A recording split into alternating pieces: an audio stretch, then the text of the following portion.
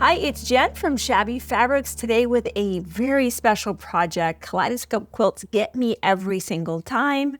This stunning, colorful, it's just an explosion of color, is a fabric from Moda. It's called Wild Blossom by Robin Pickens. You're seeing the other fabrics on the set. Just the volume of color is turned way up. And this fabric here it's called an ombre, a single ombre. Let me show you this fabric. Most ombres, which is a kind of a gradient of color, generally go from dark to light and then to dark again. There's kind of two ends have the ombre. Here, this is a single where one selvage is different than the other. The quilt you are seeing here, the whole top was made with this fabric. The only other fabric here is the binding. Is that amazing? I'm so excited to show you this. We had this idea when we saw the fabric and we just got busy. We have had so much fun. This has been an absolute customer favorite, this fabric, because it offers so many possibilities. We also did a table topper, so be sure to check that out if you're looking for maybe a smaller project or maybe just a coordinating project. Our kit will include all the fabric you need. Of course, the pattern, we've written that in full color. We've edited this 3 and 4 times now just to make sure you're successful. And we wanted to give you a supporting video. So if you've never made a kaleidoscope quilt before, let this be the first one. You're going to see how easy this is, and I'll guide you right through the whole process. We'll be definitely putting some blocks together today. Your kit, your backing option will be the same fabric. We could not resist this fabric coming back again. And you can imagine now with a horizontal seam, you will be able to, with 2 cuts of this on the back of the quilt, be able to have the ombre go from the yellow to purple and purple back out to yellow, or turn it around and you'd have the dark purple and then it's meeting yellow in the middle and going back out. So be sure to get your kits. These customers, as soon as we put this on the website, they buy it up. So grab your kits. All right, we're going to be here for a while. I want to show you how to do this.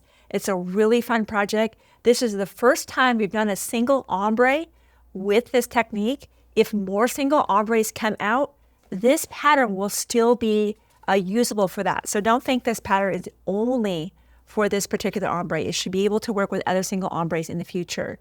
A design wall. This was so important for us because, as you can see, we kind of did this kind of color gradient, but once you have these blocks put together, they can go anywhere. So being able to put that on the design wall was key. I think we moved it around 4 or 5 times before we settled on what we felt was really what we wanted.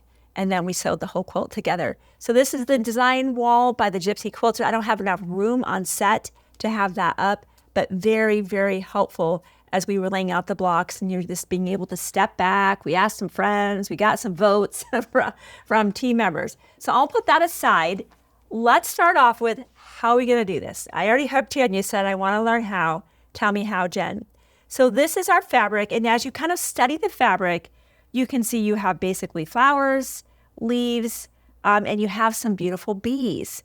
The first thing we want to do so that it's more manageable to work with is fold the fabric in half. And so we want to be very intentional about bringing our selvages together. So hopefully you can kind of see this, and I'll try to capture this from the side. You can definitely, it's more than just bringing the selvages together, because you can probably see how there's this wrinkle here. We literally just kind of almost shake this a little bit. And I'm shifting this left and right with my fingers until it just drapes beautifully and there's no wrinkles. That's a really nice fold right there. And of course, the selvages are matching at the top, and then we just smooth this out. I'd recommend you do not wash the fabric before you jump into this project. You have a very big piece of this in your kit. You have a little bit extra, but not massive amounts. So you want to follow these instructions very carefully. Let's talk about something about fabric called repeat. Fabric, the motifs, we will call that, happen on a frequency basis that changes really with every single fabric. So the first thing you'll want to do is really get yourself established with a visual motif. So let's just look at the repeat of this bumblebee and this bumblebee. Notice from here to here to here, these are all in a line. Well, there's a distance that is the same. That's called the repeat. If you've been a quilter for a long time, you already know this. But if you're new, maybe like, oh, I did not know that. So one of the first things we always like to do is, what is this repeat? So let's say that we have the very, very back of that bumblebee, and I'm trying to keep my ruler running parallel with my fabric.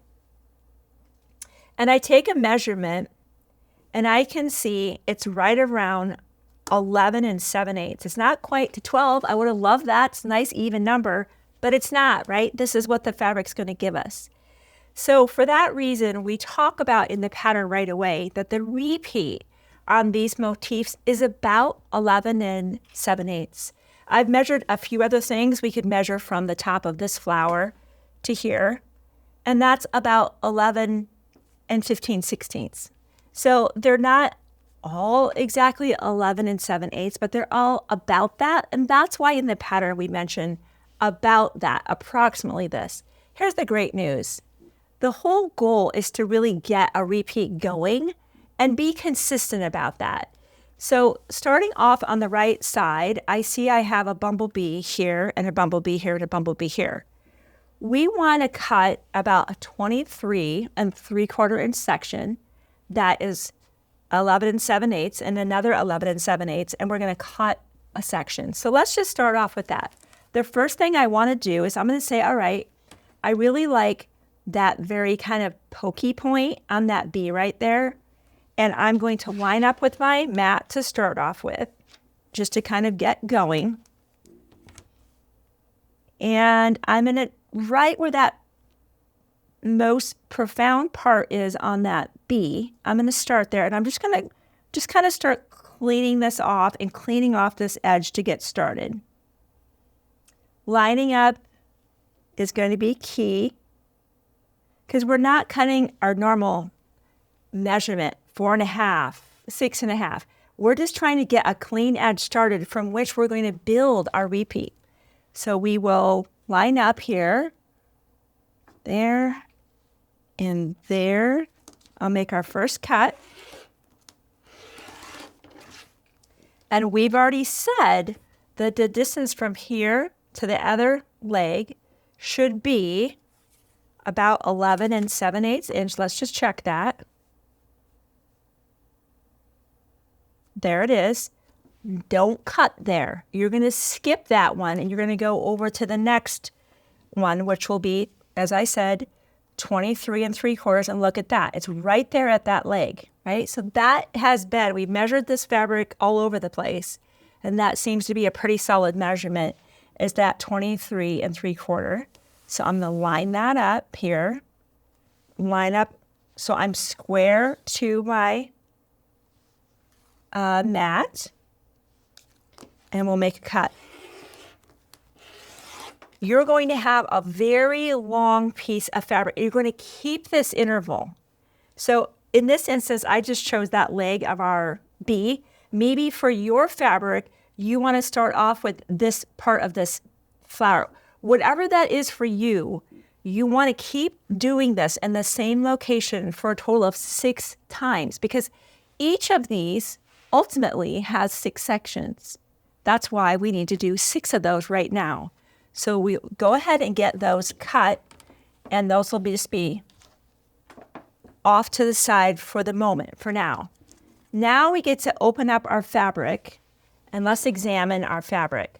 Let me just take you where we are in the pattern right now so you can follow along. So here's where we are right now. We had established, where are we going to do this? What do I have here? I just picked that part. When you get your kit, maybe that bee is over here and you can't start there. Don't start there. You want to start very close to the right side and start getting that edge established. You don't want to give up too much of your fabric. You only have about 5 inches extra at the end of this run of fabric. So you don't give up too much in the beginning. There's lots of places you could pick as your reference point for your 23 3/4 inch sections. Once the 6 of those are cut, Grab any one of those, and now we're going to open up our fabric. This is a really fun thing coming up. I'm so excited to show you this next part. I'm excited to show you the whole thing, but I'm very excited to show you this part too. Unfold all 6 fabrics. On one of the fabrics, we're going to start drawing some lines. We don't want to just kind of go for it. We're going to want to draw some lines. So the question is where? Now, these lines will have an interval of 4 inches. So 5 times 4 is 20 inches. Remember, we cut 23 3/4. So we have 3 3/4 of an inch of a little bit of lateral maneuvering, I would say. So don't think you have to start your first row right on this edge. If you really like this motif and you want this to be in one of your blocks, then you just remember you have 3 3/4 inch of wiggle room. I wouldn't play around with all of that. Maybe play around with 3 inches of that. You don't want to run out of room, especially if you accidentally cut a little bit big. But here's the cool thing. Marty Michelle, who is an amazing designer, she is a wonderful person, has created the magic mirror. Many of you have used this before. Marty has a new mirror. It's longer and a cool angle holder. Kaleidoscope blocks are often made either from 45-degree angles or 60. In our instance, we're using a 60-degree. I love the angle holder because in her other mirror, her original one, you were always kind of trying to approximate that. The angle holder locks that in for us. Once you get this installed, there we are, we're in. I'm going to do this so hopefully you can see this. When you slide this across the fabric, it's showing you what your block will look like. I think this is the coolest thing.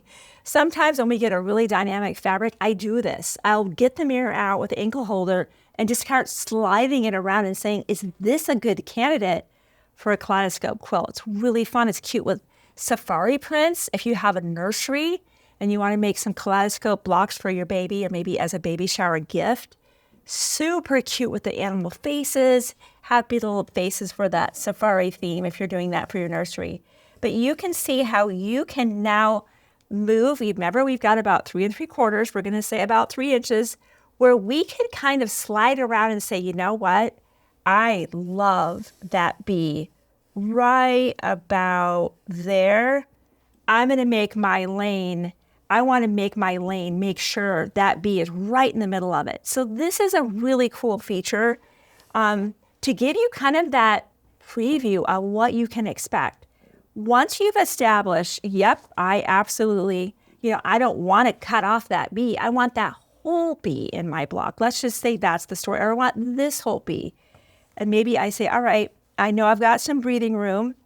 I'm going to come over and I'm going to, I know I want him entirely in that, not in any seam allowance. I'm going to start here. This is when we will get out our ruler and our friction pad. And it doesn't matter whether you start on the left and work your way right, or start here and work your way. I'll start over here on the left by a little more natural. And as you can see, the fabric is draping off of the table. If you have a big work surface and can keep it all on, that would be fantastic. Let's see, what motif do we really, really want to see? That bee is so cute. I love it all. Let's just start here though. And I'm just going to start marking my lines. Let's say I really want to get this whole flower in there. I'm going to get a little closer to it. I really want to see that in there. That'll be really pretty. We'll line up, start marking.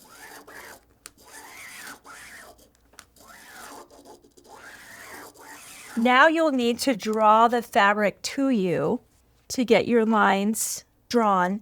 But don't just put this on the end of that line and draw, because this could have a lot of lateral movement that would not be detected. Draw that ruler back so that you are tracking along where you just drew. And now continuing. And then sliding it up one more time. Once you've done this, that's the easy part. You can now simply measure over, and this is in the pattern here. See, this is where we are, right? I came in just a little bit from the edge because I wanted to capture that flower. Now, and we drew that baseline, that's going to be trimmed away. Now we draw more lines so that we have a total of 5, what I would call lanes. So now it's all about the ruler. Now we'll turn this around so we're seeing the number 4 down here. Remember, our white circles are whole numbers. The black are half. So we just lay this on here. Easy peasy now, right? Just drawing our lanes. Just continue to draw, and then you draw it toward you, move over, draw your line, draw your line, draw your line, draw your line. Once that's done and your lines are drawn, now the other 5 fabrics that are just like this come into play, and they'll stack underneath this. Now this is that kind of stack and whack. We talk about that whenever we're doing a kaleidoscope quilt. And I have a little bit of a quilt sandwich here for you. Now, it's a smaller version of it just because you can imagine this would be a lot wider and more difficult to deal with on set. So let me just put this one aside. This is where we laid out the fabrics here, and we're using flower head pins. So how do we stack them so that they're exactly on top of each other? Because that's what gives you this look. If there's just kind of willy-nilly placed on top, your look will be off. So how do we do that? Flower head pins play a very important role. They're sharp as can be, so be very, very careful. When we get ready to pin things together, be sure you're not pinning in your cutting lanes. Remember, we drew these lines, we'll be cutting there. We like using the flower head pins because we can lay our ruler right on top of this when I get ready to cut this lane, and I don't have the warble that happens when you have a pin that has a round head. That's why flower head pins being flat, or any pin that's flat, is what you want to do right now. There's a significant reason there's 2 sets of pins on set. I don't do patchwork with these. I do patchwork with these. These are extremely sharp and I get poked every time. But when it's the right mission, this is the only pin that will do the job, and that's this moment. All right, how are we going to pin all this together so that things are shifting as we're cutting and later on subcutting into our triangles? So we'll grab our flower head pin. So of course you're laying everything out as smooth as can be, hoping to visually line up pretty close. But now it's going to be very granular to ensure we're really on the money. How do we do that? Pick a very profound location, something that's very identifiable. Like, remember how I picked that leg, that kind of that point of that leg? Maybe that's going to be that white mark in the flower. Let's just pick that one. That's a really good one. And we're going to pick that very bottom white part. This is time consuming, so make sure you got enough time, and it will pay dividends to you when you take the time, because the blocks are going to come out so beautifully. And now I go through the next section, and I go through the next section one by one.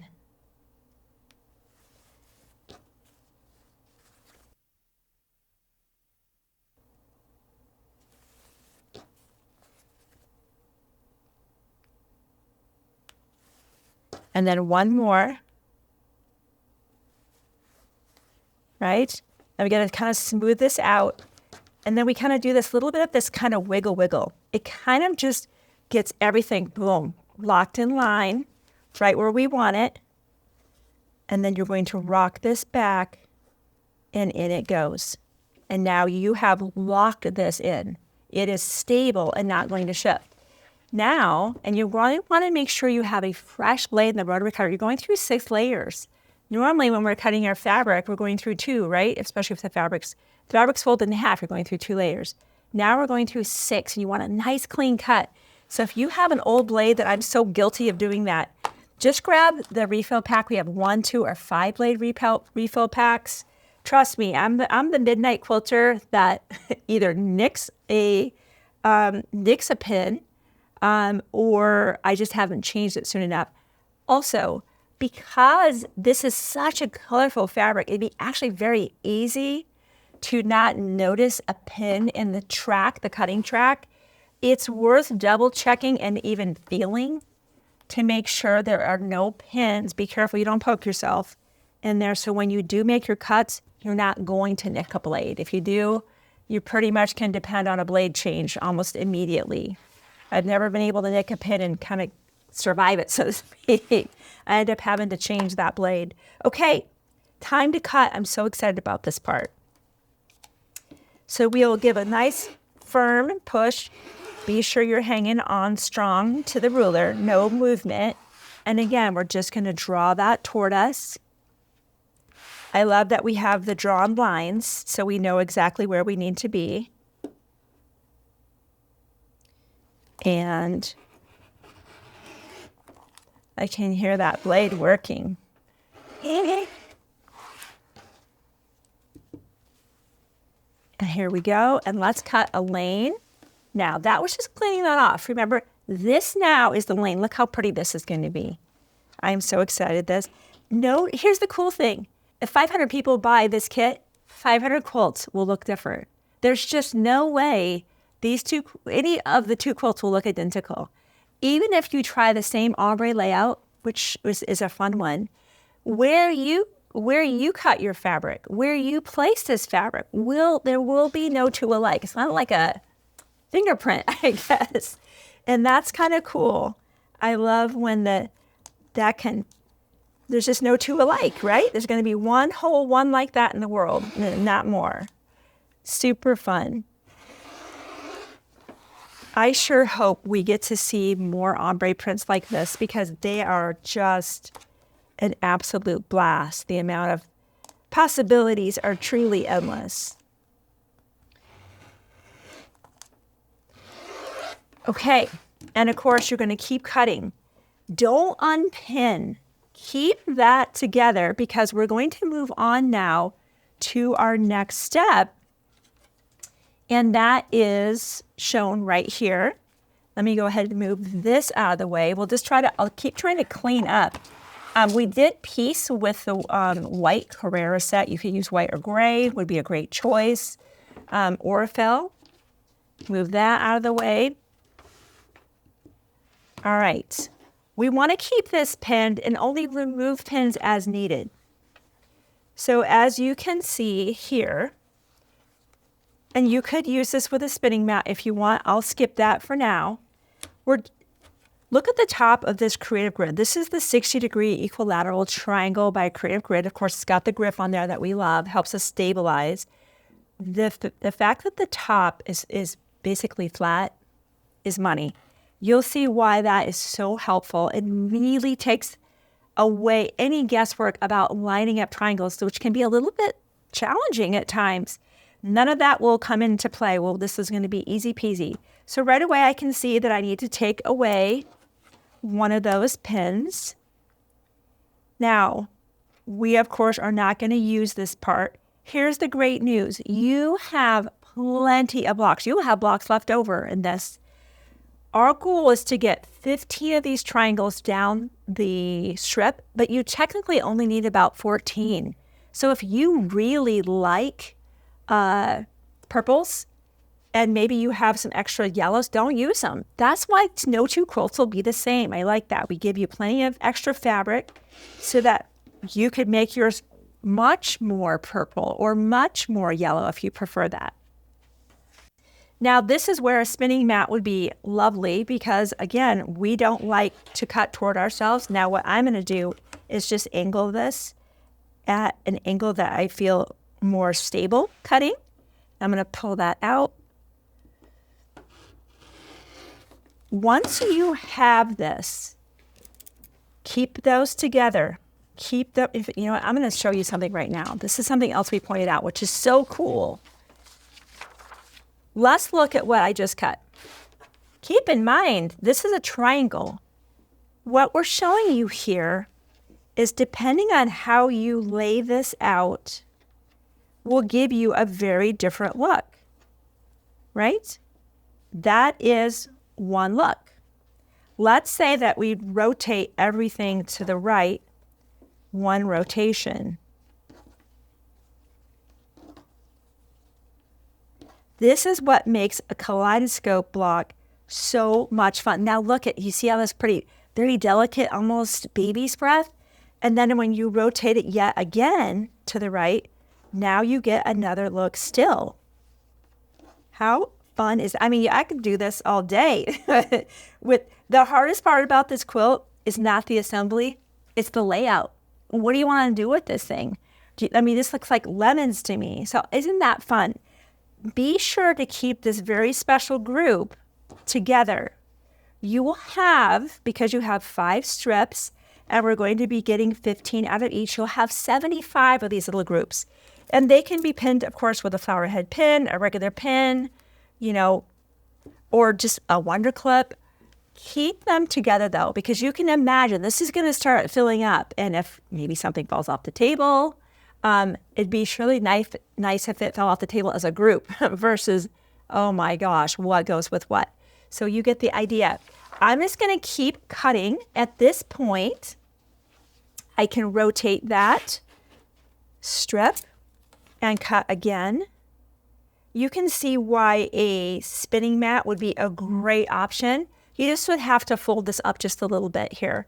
In fact, I might even grab a spinning mat and cut a few of those so you kind of see how that would work. It might be a really nice asset for you. So I've grabbed a spinning mat. Just, if you've got it, use your resources. I've always said that. You could leave this pin right here. It's not hurting anything, and you know your group needs to be pinned together anyway.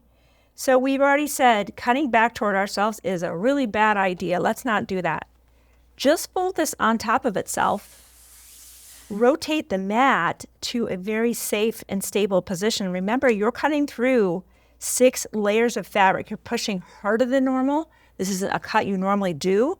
So you want to be in the safest position possible to make a clean cut that is safe. Now, using our spinning mat, let's just keep cutting.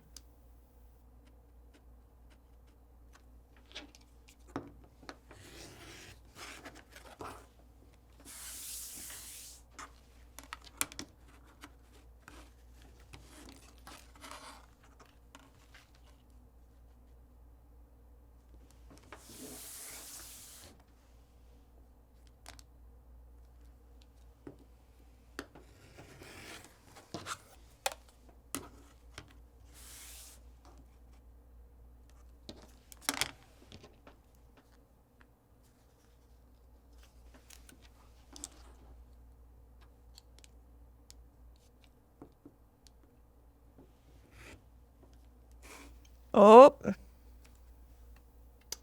pin. I just said, remember how I said it is so easy. See, that was the tail of that pin just coming out. Let's see if I have a nick in my blade. I am so glad I have my refills with me. We might have gotten lucky because I stopped as soon as I felt it. I think I got lucky. That is it's a good day. It's a very good day. And you would keep cutting all the way down. Look how we start entering into our orange and our pink and our purple. It's so beautiful. I love this fabric. Super excited about this fabric. Keep cutting. Okay. We've talked about you have the ability to rotate this. Now, here's the thing that is so cool about this construction. Let's take a look here at how we're going to do this. There's no Y seams. There's no Y seams. Even though we're showing you what those 6 sections would look like if they were sewn together as a group, we're not assembling the quilt like that. Instead, we're going to do half hexagons for each row, so there's never any Y seams. This what makes this beginner friendly. This is not an advanced quilt. This is not an advanced quilt. And a lot of things are. See how this right here? This is a group. So let's grab our group. Let's just grab this one. And we say, all right, this is what we're going to sew together. And our hardest part, we've already said, is what's the orientation of the fabric, right? What are we going to do? So let's mimic what we're seeing here.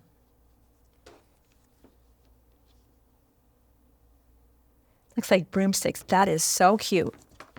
And then down here, we have this other half hexie, which is right here. If you just sew half hexies, the 3, and then you do the 3 and the 3 and the 3, and then sew those together, they'll never be Y seams. People hate Y seams. They're difficult to do. You could do this, but it takes this from beginner to advanced. There's no reason to do that. All right, we're going to sew this together, and because of the notching that is so lovely with that Creative Grid tool, we already know. Now I'm moving to my patchwork pins. I'm done with the flower head pins, and now we're going to sew a 1/4 inch seam allowance. I'm going to get my iron heating up to full hot, and we're going to build a few half hexagons together, and then we're going to talk about how the rows assemble and some other pro tips that I found would be really helpful, again, especially for a beginner dealing with some triangles. So let's head over to the machine. So we've got the seam guide down, helping me sew an honest 1/4 inch seam allowance. My true confession, I sew chunky is that's my miss.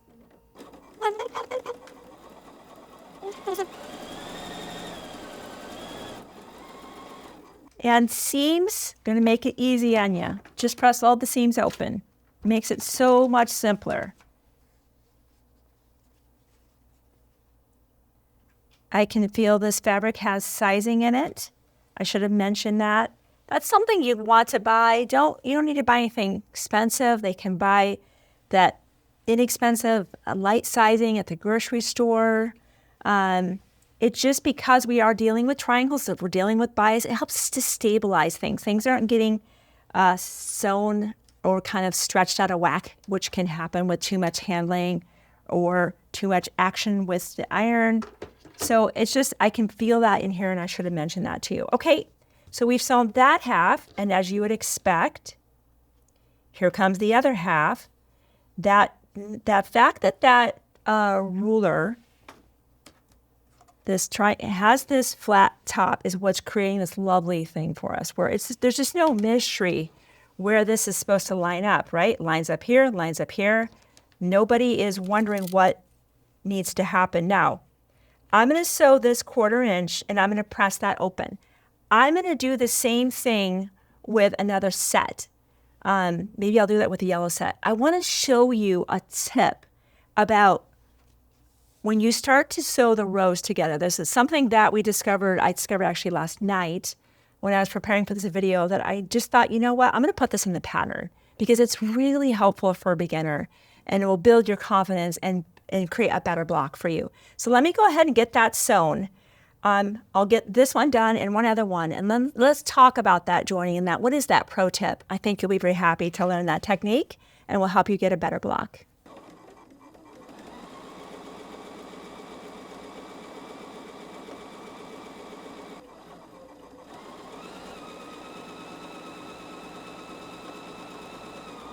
So we have our 2 half hexies put together. And you're just going to keep doing this. Keep doing this. You'll have 150 sets of this. Way more than you need. You will have blocks left over. I think it'd be kind of fun to actually do another project, maybe a coordinating pillow. But I love that it gives you options. Don't think that you're like, that's it, and what you get, you're using every one. If you end up thinking it's got too much yellow, take some out. Add in more orange or pink or purple. So now that they're here, let's look at our pattern. We will be laying these out. Again, I'm recommending a design wall. I can't emphasize that. And let your friends help you. Let your family help you with your design wall and laying it out if you got kiddos. What I do recommend, I've been here many times, where I get a design and I'm thinking, I might want to try something else. Take a photo of that before you start changing stuff around, because you're not going to remember it. And when you start moving blocks, everything starts moving. So take lots of photos. And 2, I don't know, you can start showing people what you think, and then you get more votes for a certain colorway. Go that route. I let my friends, family help me out a lot when I'm trying to decide on an arrangement. Okay, we made our half hexies, lots of them, more than we need. Now we lay them out on our design wall, whatever you have. And now it's a matter of, you can see we have this, and now it's deciding What do you want? How do you want this to happen? Do you want this ombre? Maybe you want dark to light instead of light to dark like we did, or something completely different. Whatever that is, you're going to lay those out where you have this triangle pointing down, triangle pointing up, triangle pointing down, and lay them all out. Once you're like, that's it, I love that, we're going to start sewing things together. This is where the pro tip comes in, and something I want to point out to you. I'm going to trim off just that little bit of dog ear from pressing my seam open. The step I'm going to show you is completely optional. It does take more time. I think it's worth it, but you can decide for yourself if you do think it's worth it. We know that when we get ready to sew triangles together, it's not so obvious. We're not just lining up like this, right? If we lined up like this, which seems intuitive to me, it seems logical to me. The problem is, even though that fits right in that corner and that fits right there, is if we sew a 1/4 inch seam allowance and we open that up, look what just happened. Our row stepped down a 1/4 inch. This is what makes triangles very interesting and can be confusing for beginners. If you don't take the next step, I'm just going to iron that out smooth so you see what I'm doing.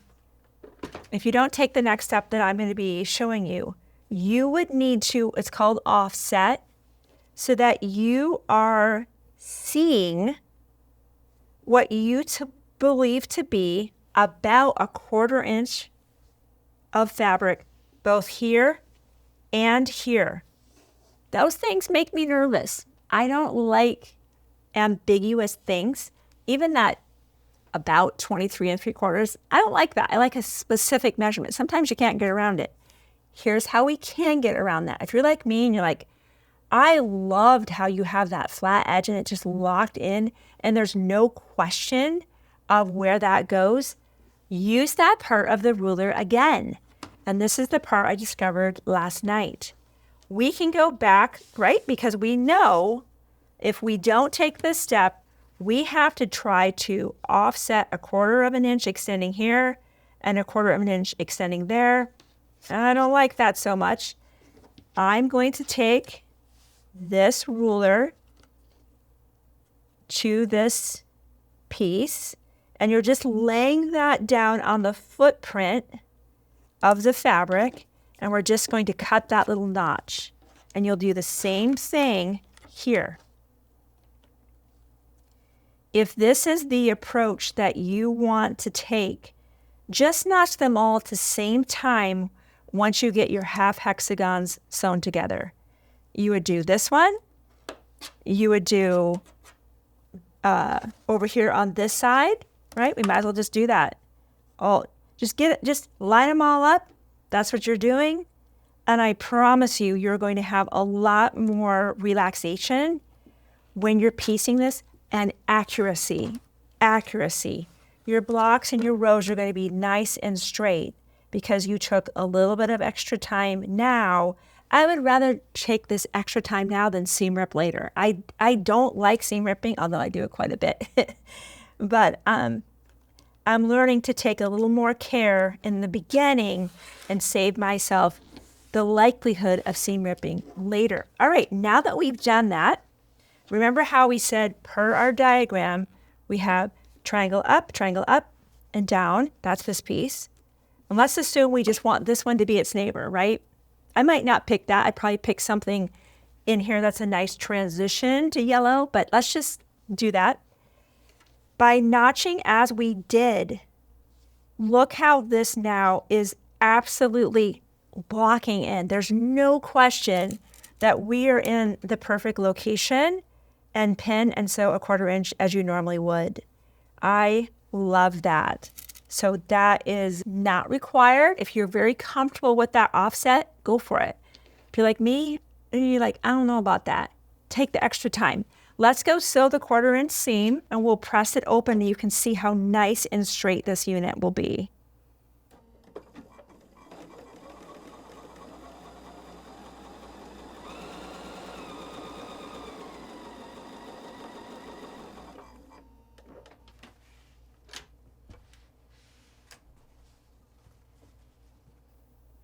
That is so pretty. So, so pretty. You are going to get so many compliments on this. I can see this quilt in a sunroom. Oh my goodness. You are a white wicker chair. Get ready for compliments. They're going to happen. Anything this visually explosive is going to draw attention, of course. So you see how that just is running beautifully in a row. When you get ready to sew your rows together, do a group of 2, do another group of 2, do another group of 2, do another group of 2. Then sew your 2 and your 2 together to make 4. Don't just add on to this. We've seen that. I've done it. It starts to kind of bow over time. So it's better to do groups of 2, then a group of 4, and then the 2 groups of 4 sewn together. Once you have that row together in this row, now we sew those rows to the next row beneath it. So I've done a little bit ahead of time of just getting this assembled so that now, and we're just going to pretend like this row just kept going on, right? And now we have this row, we're just going to pretend that it went on. Now you're placing right side together, trim some threads. This one's notched and this one's not, but I would notch both of those. That helps too, right? We are notching. Now you'll pin. We'll go sew that little section together. Very straightforward.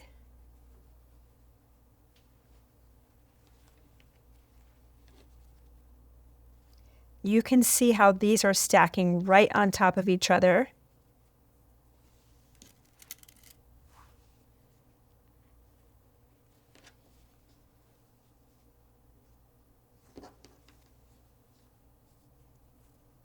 All right, let's go sew that.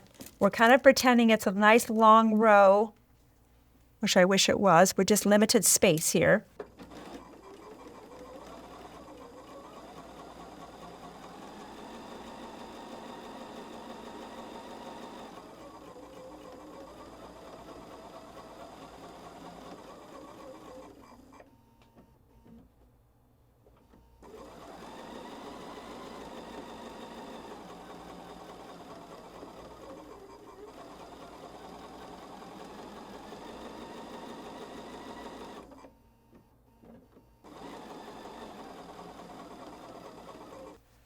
My favorite part. I want to look at that right away.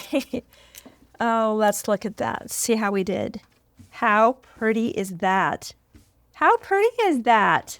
Of course, we'll press our seam and that, warm it up. That's a lot of seams. Going to take a while with a little bit of extra heat to get everything nice and flat. But the point is here, look at this beautiful hexagon, but we didn't complete the hexagon in the full 6.